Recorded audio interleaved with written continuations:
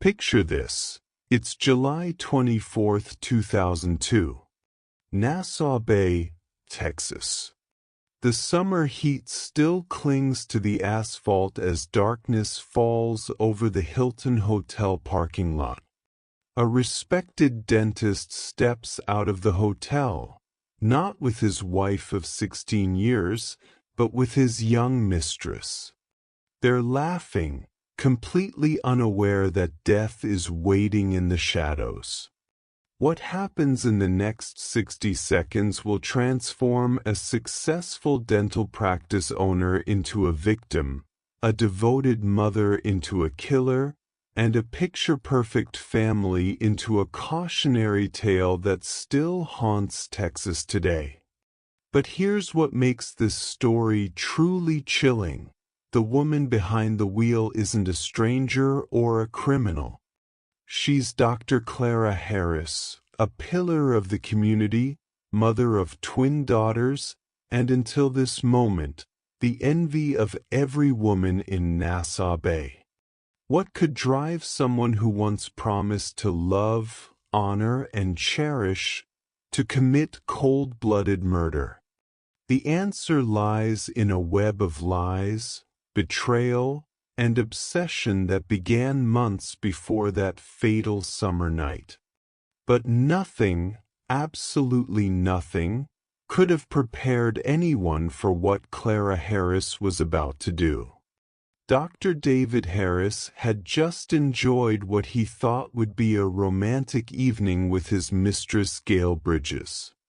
He had no idea his wife had been watching, waiting, planning. He had no idea that his 16-year marriage was about to end not in divorce papers, but in blood and twisted metal. As David and Gail walked across the parking lot toward his car, Clara sat in her silver Mercedes, engine running, hands gripping the steering wheel. Her heart pounded as she watched the man she'd built her entire life around prepare to drive away with another woman. What happened next would shock a nation and raise a terrifying question.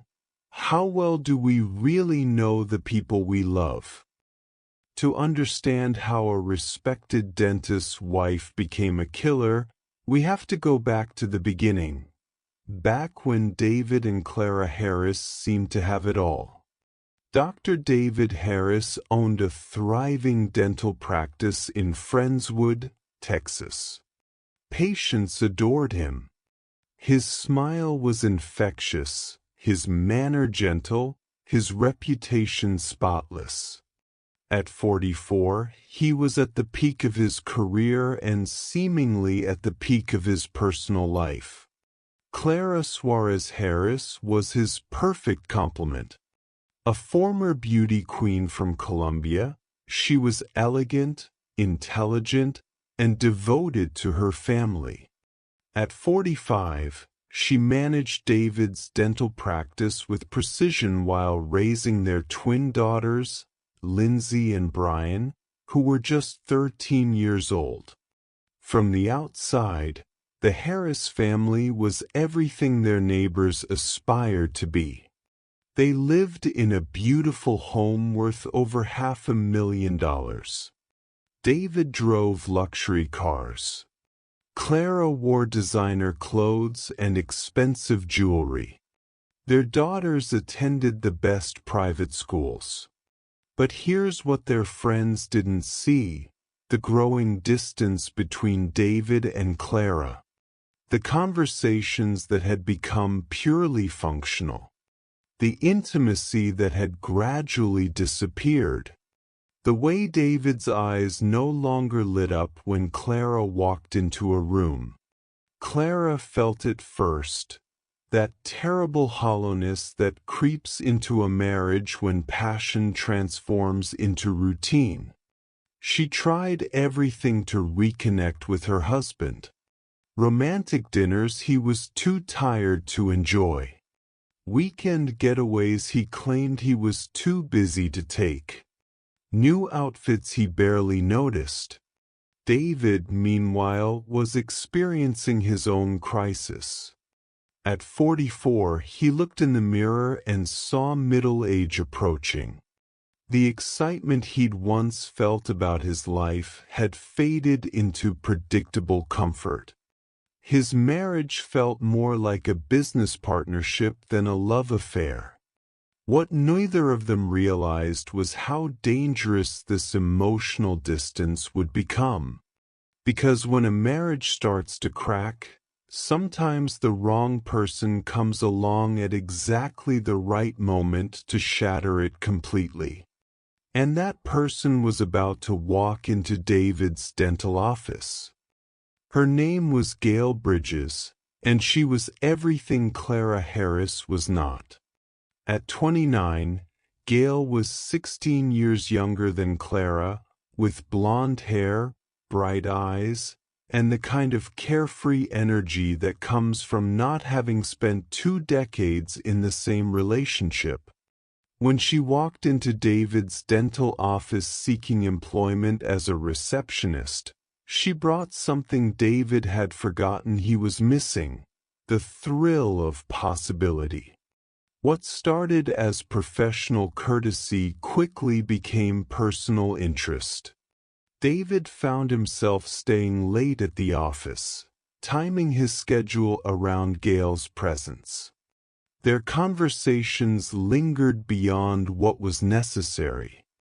Their glances held longer than they should have. Clara noticed the changes immediately. David's late nights at the office increased.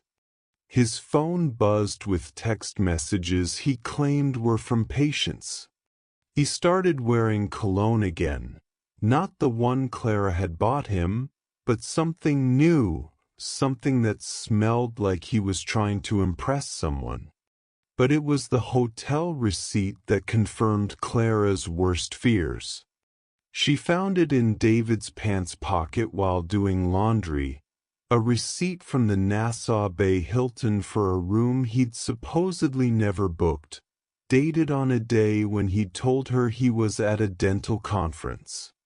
The pieces of the puzzle were falling into place, and the picture they formed was devastating. David Harris, the man who had promised to forsake all others, was having an affair. For Clara, this wasn't just betrayal, it was the destruction of everything she'd built her identity around.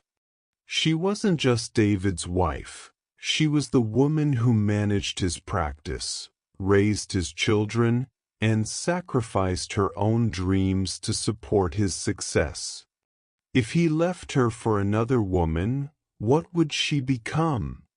The rational response would have been counseling or divorce, or some attempt at reconciliation. But Clara Harris was about to prove that love and rationality don't always coexist. Instead of confronting David immediately, Clara began watching, following, gathering evidence. She hired a private investigator. She tracked David's movements. She discovered that the affair had been going on for months, that David had been taking Gail to expensive restaurants while telling Clara he was working late. But what Clara discovered next would push her over the edge completely. On July 17, 2002, exactly 1 week before the murder, Clara's private investigator delivered the photographs that would change everything. David and Gail kissing in the parking lot of the Hilton Hotel. David and Gail holding hands across a restaurant table.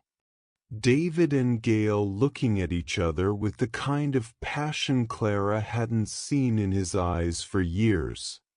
That evening, Clara waited for David to come home from what he claimed was a late appointment. When he walked through the door at nearly midnight, Clara was sitting at their kitchen table with the photographs spread out like playing cards. "Explain these," she said, her voice deadly calm. The color drained from David's face. For a moment he looked like he might deny everything. Then he sat down heavily in the chair across from her. "Clara, I can explain." 16 years, Clara interrupted. 16 years of marriage, and this is how you repay me? With some blonde receptionist young enough to be your daughter? What followed was the kind of fight that destroys relationships forever. David tried to minimize the affair, claiming it meant nothing, that he still loved Clara. Clara screamed that she had given him the best years of her life, managed his practice, raised his children, and this was how he thanked her. But here's what made this confrontation different from thousands of similar marital disasters. Clara didn't threaten to leave David. She threatened to destroy him. "If you think you can humiliate me like this, you're wrong," Clara told him. "I won't be replaced by some little girl. I won't let you throw away our family for a fling." David, perhaps feeling guilty, perhaps just exhausted, promised to end the affair. He swore he would never see Gail again. He begged Clara to forgive him, to give their marriage another chance. Clara agreed, but her forgiveness came with a price. David had to fire Gail immediately and cut off all contact with her. For 3 days, Clara believed her marriage might be saved. David came home earlier. He was more attentive. He seemed genuinely remorseful. But Clara's private investigator was still watching. And what he discovered would prove that some promises are too difficult to keep. David Harris was a man caught between two worlds, and he was about to make the decision that would cost him his life. Despite his promises to Clara, David couldn't stay away from Gail. The affair had awakened something in him that felt too powerful to abandon. Within days of promising his wife he would end things, David was secretly meeting Gail again. But now the stakes were higher. Clara was suspicious, watching his every move. The private investigator was still following him. Every moment David spent with Gail was a calculated risk.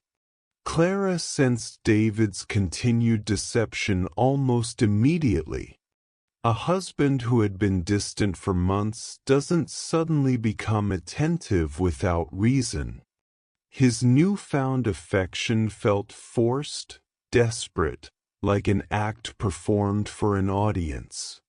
When Clara's investigator confirmed that David was still seeing Gail, something inside Clara Harris died. The woman who had spent 16 years trying to be the perfect wife realized that perfection wasn't enough. The woman who had sacrificed her own identity to support her husband's dreams understood that her dreams no longer mattered to him. Friends later testified that Clara became obsessed during these final days. She talked constantly about David's betrayal.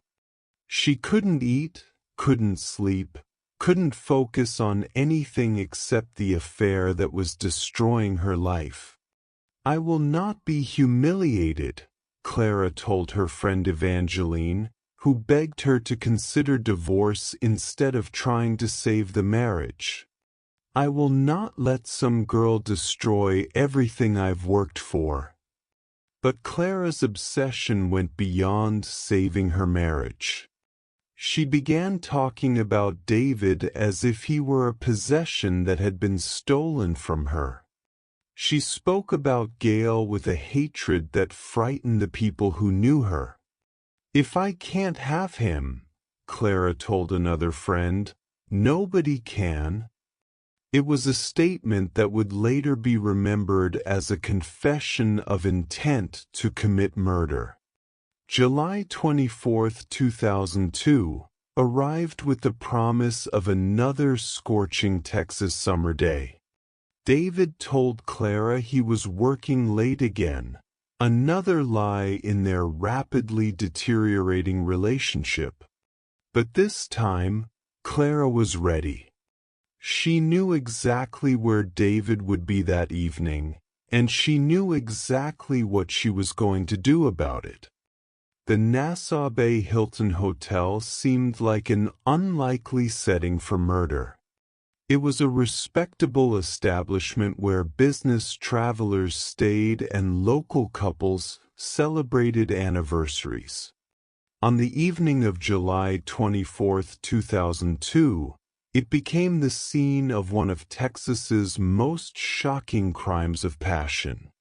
David Harris had chosen the Hilton for dinner with Gail Bridges because he thought it was safe, upscale enough to feel romantic, far enough from his dental practice to avoid recognition, ordinary enough not to attract attention.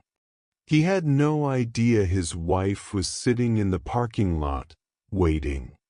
Clara had driven to the hotel in her silver Mercedes S430, a car that represented everything she was about to lose: status, luxury, the life she had built with David. Her 13-year-old stepdaughter Lindsay was in the passenger seat, having insisted on coming along despite Clara's attempts to leave her at home. Think about that for a moment. Clara Harris brought a child to witness what she was about to do. Inside the restaurant, David and Gail were enjoying what David believed would be a peaceful evening. They ordered wine, shared appetizers, and talked about their future together. David had finally decided to ask Clara for a divorce. He was going to leave his wife for Gail, regardless of the financial and emotional cost. It was a decision that would never be tested, because Clara wasn't planning to give David the chance to leave her.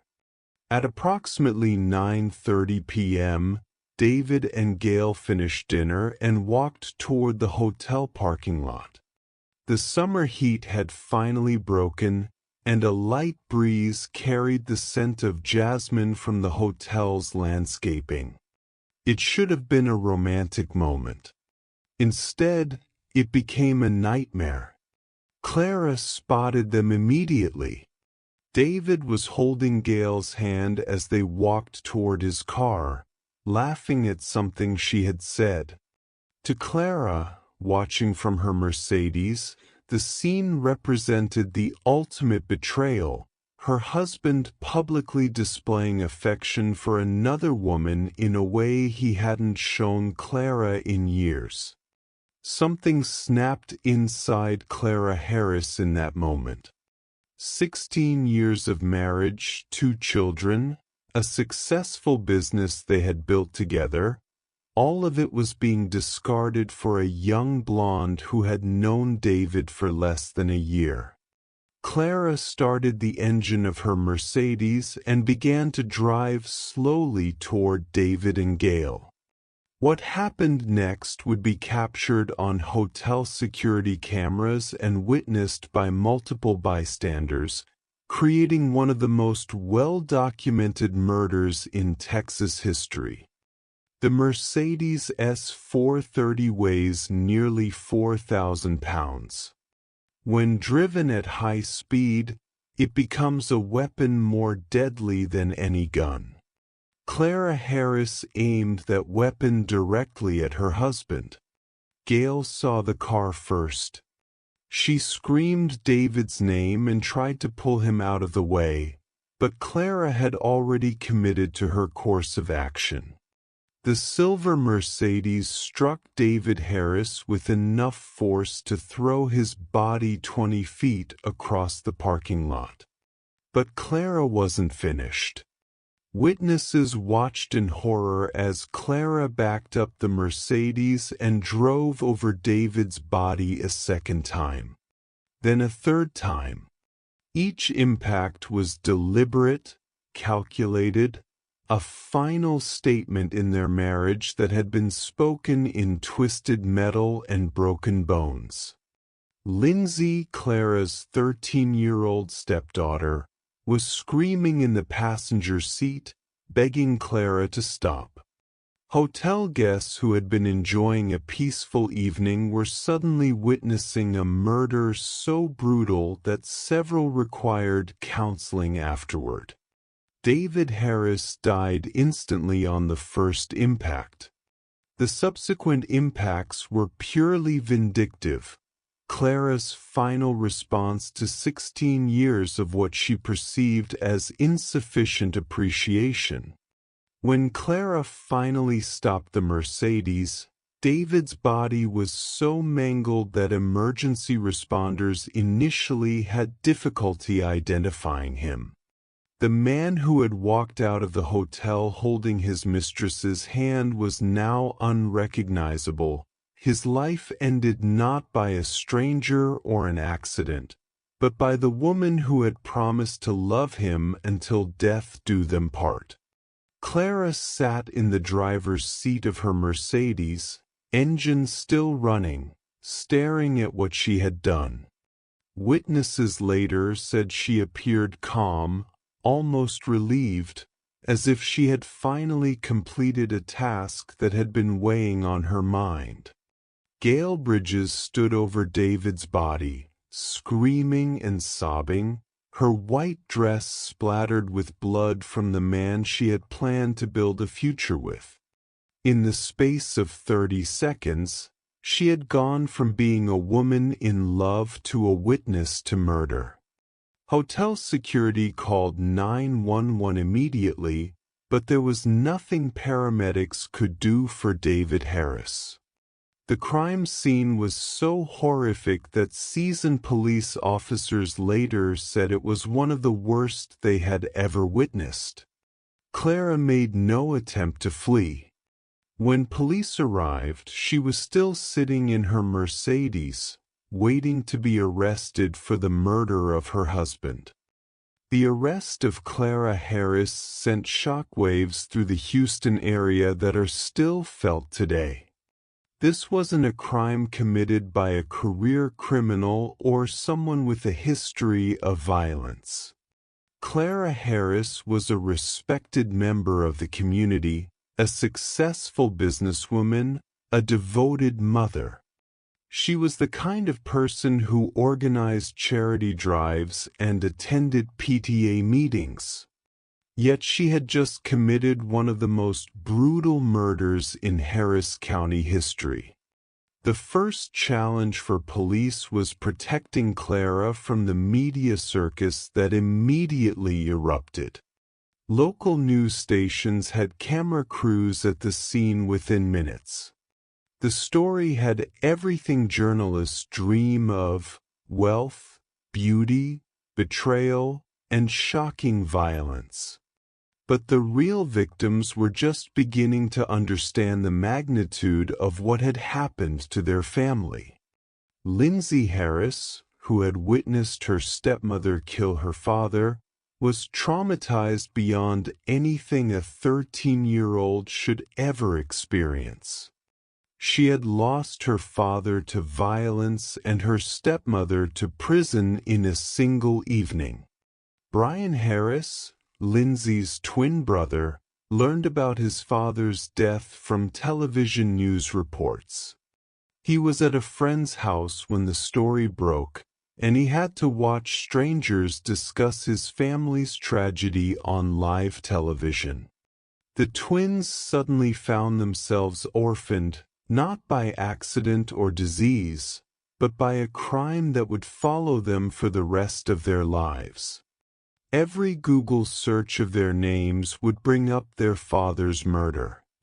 Every new relationship would eventually require an explanation of their family history. David's dental practice, which Clara had managed for years, immediately collapsed. Patients canceled appointments. Staff members quit. The business that David and Clara had built together died with David. The community that had once admired the Harris family now struggled to understand how they had misjudged Clara so completely. Friends who had socialized with the couple for years wondered if they had missed warning signs. Neighbors questioned whether they really knew anyone as well as they thought they did. But perhaps the most haunting aspect of the case was how preventable it seemed. This wasn't a crime committed in the heat of sudden passion. Clara had time to think, time to reconsider, time to choose a different path. She had brought a child along to witness murder. The trial of Clara Harris began in Harris County Superior Court on January 24, 2003, exactly 6 months after the murder. It would become one of the most watched criminal proceedings in Texas history. Prosecutor Mia Magnus painted Clara as a cold-blooded killer who had planned and executed her husband's murder. The evidence was overwhelming. Hotel security footage showing Clara deliberately driving into David, witness testimony describing multiple impacts, forensic evidence proving the calculated nature of the crime. This was not a crime of passion, Magnus told the jury during opening statements. This was premeditated murder, carried out by a woman who decided that if she couldn't have her husband, nobody could. Defense attorney George Parnham took a different approach, arguing that Clara had been driven temporarily insane by her husband's betrayal. He painted a picture of a devoted wife who had sacrificed everything for her marriage, only to be discarded for a younger woman. Clara Harris was a woman scorned in the most public and humiliating way possible, Parnham argued. She snapped. She lost control. But this was not premeditated murder. It was the tragic result of emotional abuse and betrayal. The prosecution's case was methodical and devastating. They called witness after witness who testified about Clara's behavior in the weeks leading up to the murder. The private investigator described Clara's obsession with tracking David's movements. Friends testified about Clara's increasingly desperate attempts to save her marriage. Most damaging was the testimony of hotel witnesses who had seen the murder. They described Clara's calm demeanor after the killing, the deliberate nature of the multiple impacts, and the horrifying sight of a teenage girl screaming in the passenger seat while her stepmother committed murder. Gail Bridges took the witness stand to describe the most traumatic night of her life. She testified about watching David die, about the sound of the impact, about Clara's expression as she drove over David's body repeatedly. But the defense presented its own compelling narrative. They called experts who testified about the psychological impact of infidelity on long-term marriages. They presented evidence of David's deception and emotional cruelty. They argued that Clara had been driven beyond reason by a betrayal that destroyed everything she had built her life around. The question facing the jury was not whether Clara had killed David. That was undisputed.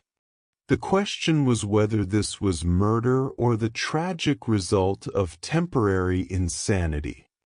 On February 14, 2003, Valentine's Day, The jury delivered their verdict in the case of Texas versus Clara Harris. Guilty of murder.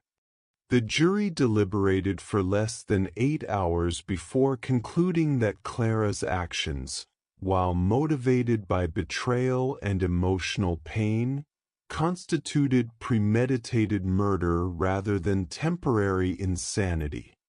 Clara showed no emotion as the verdict was read. She had already lost everything that mattered to her: her husband, her children, her freedom, her reputation. The guilty verdict merely formalized what she already knew: her life as she had known it was over. Judge Carol Davies sentenced Clara Harris to 20 years in prison with the possibility of parole after 10 years.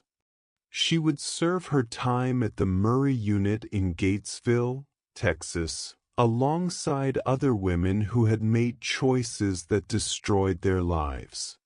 David Harris was buried in a private ceremony attended by family and friends who were still struggling to understand how their lives had been shattered by one evening of violence. His grave marker simply reads, "Beloved Father," with no mention of the circumstances of his death. Gail Bridges disappeared from public view immediately after the trial. She moved away from Texas and rebuilt her life in anonymity, carrying emotional scars that would never fully heal. She had survived the murder that was intended for her lover, but the guilt and trauma would follow her forever. The Harris twins went to live with David's brother and his wife, trying to build normal lives despite the extraordinary circumstances of their loss. They would grow up knowing that their father was murdered by their stepmother, a burden that would shape every aspect of their development. Clara Harris was released from prison in 2018 after serving 15 years of her sentence. She returned to a world that had moved on without her, to children who were now adults, to a community that remembered her as a killer rather than a victim. The Nassau Bay Hilton still operates today, though the parking lot has been completely renovated. New management prefers not to discuss the murder that took place there, but local residents still remember the night when love turned to rage and rage turned to murder. In the end, Clara Harris didn't just lose her husband. She lost everything: her children, her freedom, her identity, her future. She became a cautionary tale about what happens when love becomes obsession, when betrayal becomes an excuse for violence, when the choice between walking away and destroying everything leads to the unthinkable.